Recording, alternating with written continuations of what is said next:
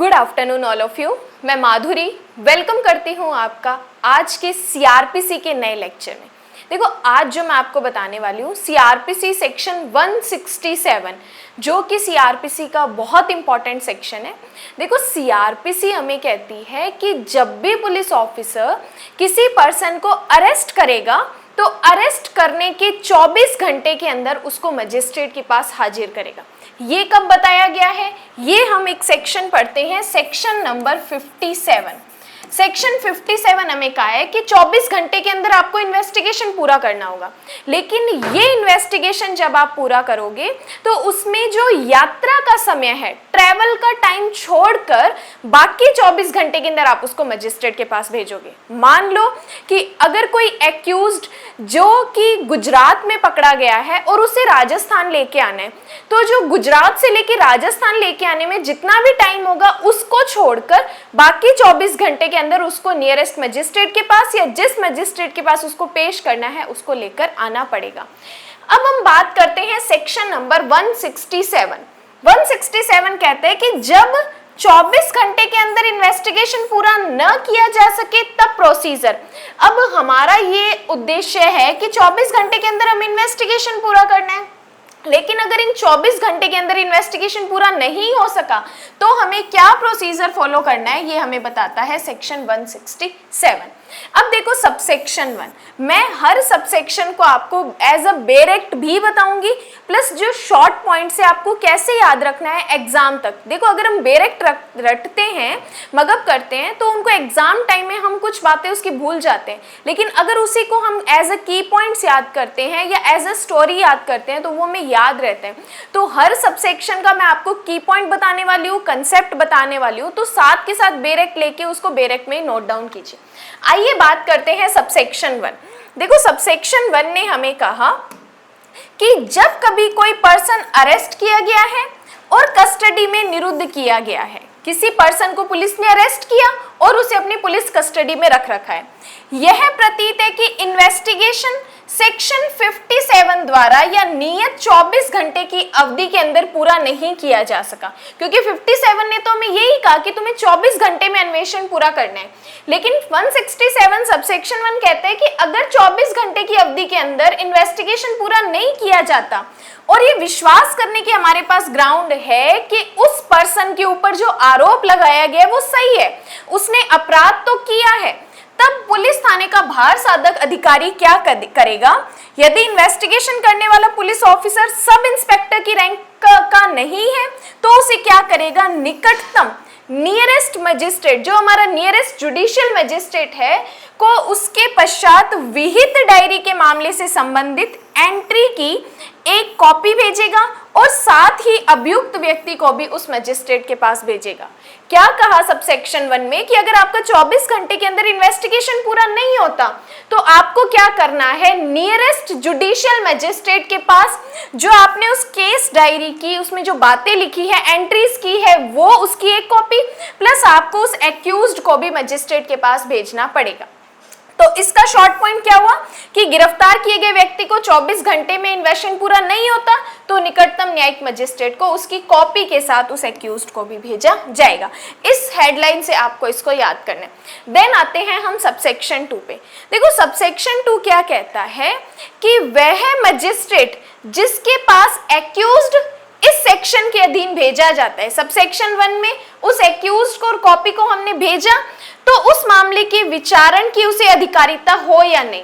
देखो यहाँ पर क्योंकि बात की गई है नियरेस्ट जुडिशियल मजिस्ट्रेट की, जब इन्वेस्टिगेशन 24 घंटे के अंदर पूरा नहीं होता तो जो वहां का नियरेस्ट मजिस्ट्रेट है आप उसके पास लेके जाओ या जिस मजिस्ट्रेट के पास मैटर बनता है, ज्यूरिसडिक्शन है, उसके पास लेके जाओ। दोनों कंडीशन आपके पास है, पुलिस के पास दोनों कंडीशन है कि वो किसी के पास भी लेके जा सकते हैं।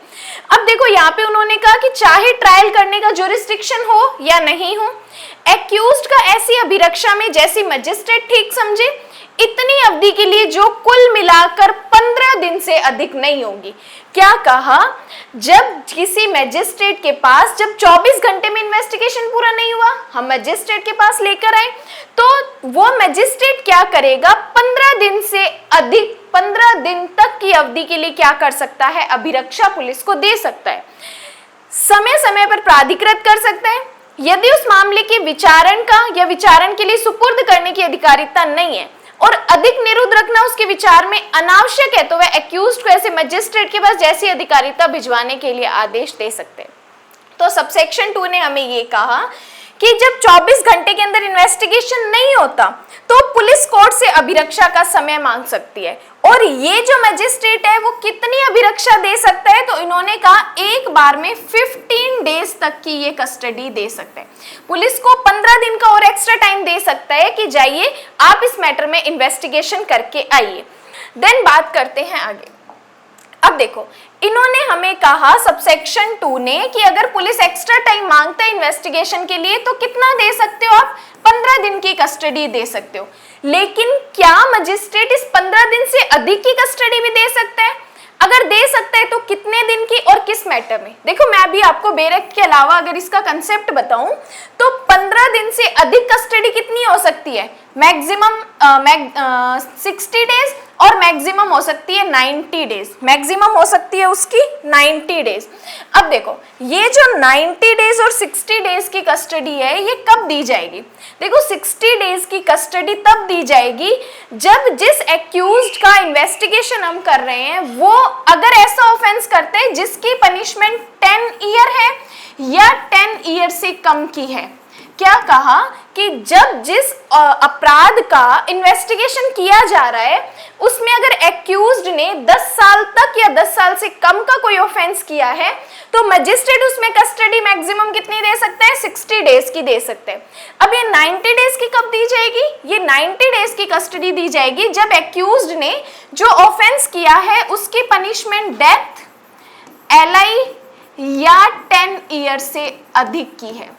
10 ईयर से अधिक की है तो मजिस्ट्रेट क्या कर सकता है? 90 डेज की कस्टडी दे सकते हैं। तो अब 3 चीजें हमारे पास आई कि स्टार्टिंग कस्टडी कितनी होगी? 15 डेज होगी, 60 डेज और 90 डेज भी दी जा सकती है, लेकिन 60 डेज तब दी जाएगी जब जो मैटर है वो 10 ईयर से कम का या 10 ईयर तक है।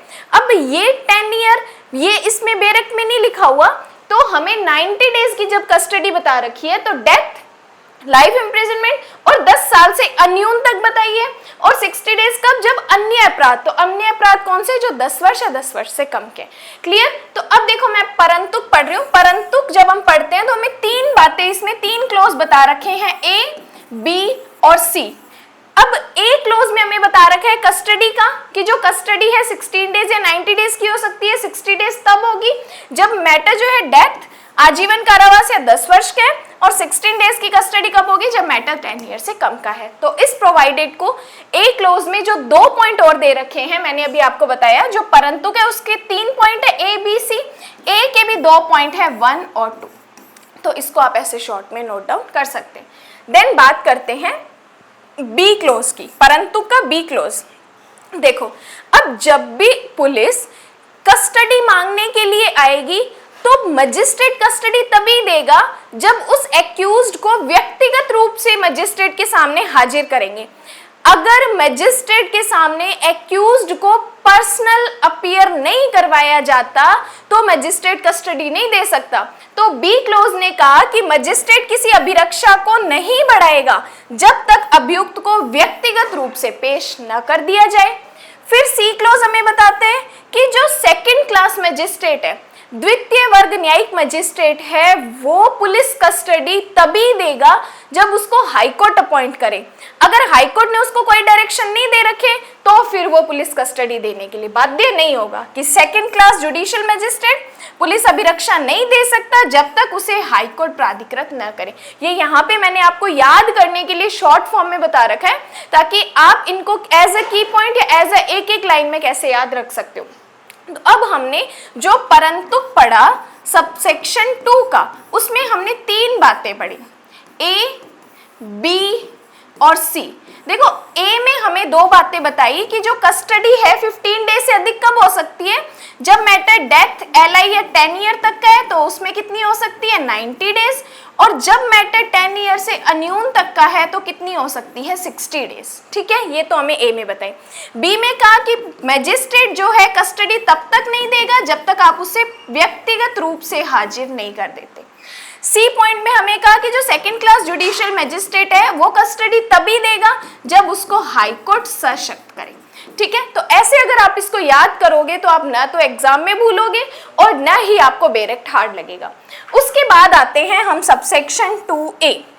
देखो सबसेक्शन 2A ने क्या कहा कि जब सबसेक्शन 1 में, सबसेक्शन 1 या सबसेक्शन 2 में किसी बात के होते हुए भी पुलिस ऑफिसर या इन्वेस्टिगेशन करने वाला ऑफिसर यदि सब इंस्पेक्टर की रैंक से नीचे का नहीं है तो जहां जुडिशियल मजिस्ट्रेट न मिल सके वहां एग्जीक्यूटिव मजिस्ट्रेट को जुडिशियल मजिस्ट्रेट, अगर किसी डिस्ट्रिक्ट की बात कर रहे हैं तो जुडिशियल मजिस्ट्रेट, किसी मेट्रोपॉलिटन एरिया की बात कर रहे हैं तो महानगर मजिस्ट्रेट की शक्तियां प्रदान की गई है।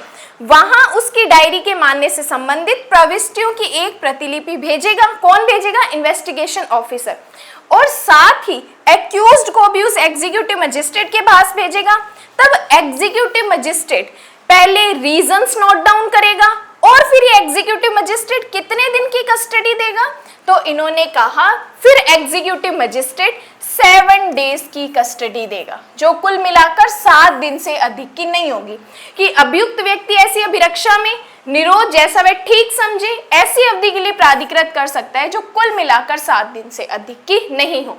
तो जब जुडिशियल मजिस्ट्रेट अवेलेबल नहीं है और पुलिस को कस्टडी की नीड है, कस्टडी चाहिए क्योंकि इन्वेस्टिगेशन पूरा नहीं हुआ, तो जब जेएम अवेलेबल नहीं है और जेएम की पावर दे रखी है एग्जीक्यूटिव मजिस्ट्रेट को, तो एग्जीक्यूटिव मजिस्ट्रेट कस्टडी कितने दिन की दे सकता है? 7 डेज की दे सकते हैं। अब इस 7 दिन की कस्टडी पूरी होने के बाद ये एग्जीक्यूटिव मजिस्ट्रेट बेल पर भी छोड़ सकता है, लेकिन तब जब किसी मजिस्ट्रेट ने कोई अदर डायरेक्शंस न दे रखी हो। तो प्री का क्वेश्चन, जब जेएम अवेलेबल नहीं है तो कस्टडी कौन देगा? एग्जीक्यूटिव मजिस्ट्रेट देगा। कितने टाइम तक की दे सकता है? 7 डेज तक की दे सकता है। ये कहता है सबसेक्शन 2 का ए। इंपॉर्टेंट देखो, फिर एक इसमें एक और प्रोवाइडेड दे रखा है सबसेक्शन, इसमें एक प्रोवाइडेड दे रखा है, जब एग्जीक्यूटिव मजिस्ट्रेट अभिरक्षा देगा तो उसको निकटतम मजिस्ट्रेट को भेजेगा। ठीक है, देन बात करते हैं सबसेक्शन 3। सबसेक्शन 3 में इन्होंने कहा कि इस धारा के दिन पुलिस अभिरक्षा में निरोध प्राधिकृत करने वाला मजिस्ट्रेट ऐसा करने के अपने रीजंस को नोट डाउन करेगा। कि जब भी कोई मजिस्ट्रेट किसी कस्टडी एक्यूज्ड को कस्टडी में देगा, चाहे वो 15 डेज है, 60 डेज है या 90 डेज है, तो उसको अपने रीजंस लिखने पड़ेंगे, कारण अभिलिखित करने पड़ेंगे। देन बात करते हैं सबसेक्शन 4। देखो सबसेक्शन 4 कहता है कि सीजीएम से अदर देन, सीजीएम से भिन्न कोई मजिस्ट्रेट ऐसा आदेश अपने आदेश की एक प्रतिलिपि आदेश देने के अपने कारणों के सहित सीजीएम को भेजेगा। अब देखो क्या कहा कि अगर सीजीएम किसी प्रकार की कस्टडी देता है तो कोई दिक्कत नहीं है, लेकिन अगर सीजीएम के अदर देन, चाहे जेएम देता है फर्स्ट क्लास चाहे सेकंड क्लास कस्टडी देता है, तो उसको एक कॉपी सीजीएम को देनी पड़ेगी। क्या कहा कि जब जेएम सेकंड क्लास मजिस्ट्रेट या अन्य न्यायिक मजिस्ट्रेट कस्टडी देते हैं तो उसकी एक कॉपी इनको किसको देनी पड़ती है? सीजीएम को देनी पड़ती है। और अगर यही कस्टडी सीजीएम ने दी तो किसी को कॉपी देने की जरूरत नहीं है। ये कहता है हमें सबसेक्शन 4। देन बात करते हैं आगे सबसेक्शन 5।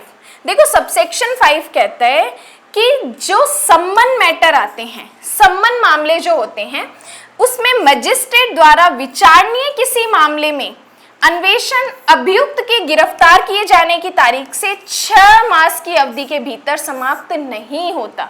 कि अगर कोई ऐसा मैटर है जो सम्मन कैटेगरी का है, उसमें अगर इन्वेस्टिगेशन होने के बाद एक्यूज्ड गिरफ्तार किया गया और 6 मास की अवधि के भीतर इन्वेस्टिगेशन समाप्त नहीं होता, तो मजिस्ट्रेट अपराध में आगे और अन्वेषण को रोकने के लिए आदेश कर सकता है। कि जब इन्वेस्टिगेशन पुलिस कर रही थी वो मैटर सम्मन मैटर निकला और 6 महीने के अंदर इन्वेस्टिगेशन पूरा नहीं हुआ, तो वो क्या कर सकती है? उस इन्वेस्टिगेशन को रोकने के लिए ऑर्डर दे सकती है।